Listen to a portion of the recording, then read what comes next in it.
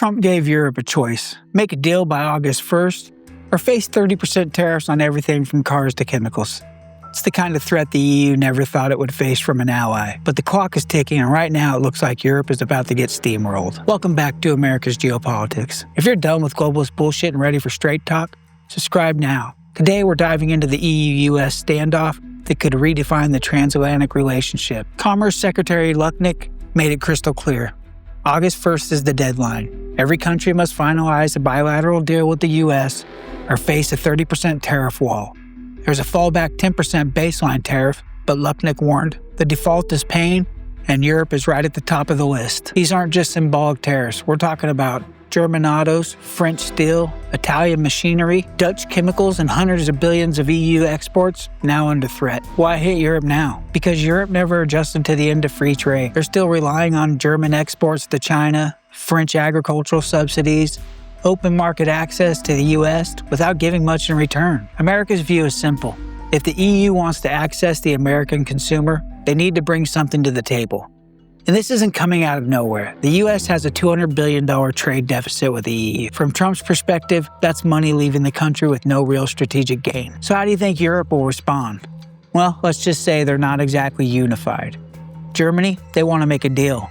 France, they're going to stall. Italy is leaning pro-Trump, and Brussels is paralyzed. The EU's big problem is structural. It takes all 27 member states to approve major trade changes, and the US isn't negotiating with Europe. It's making bilateral offers to the countries most likely to fold first.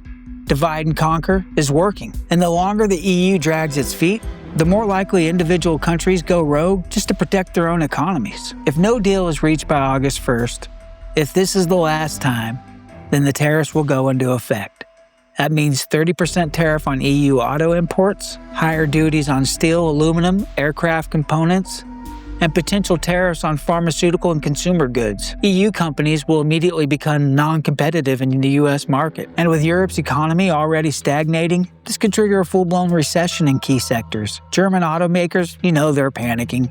French luxury brands, quietly lobbying, and farmers across Europe are protecting any move towards U.S. concessions. This is about strategic alignment. Trump is using tariffs to redraw alliances, and the message is clear. You want American markets, you better align with American policy.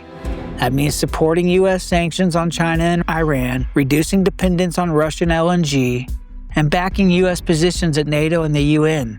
It's not just a trade deal, it's a compliance test, and the EU can either get in line or get shut out. And I don't think he cares if he shuts them out, to be honest. I'm not saying that's a good thing, I'm just saying I don't think he cares.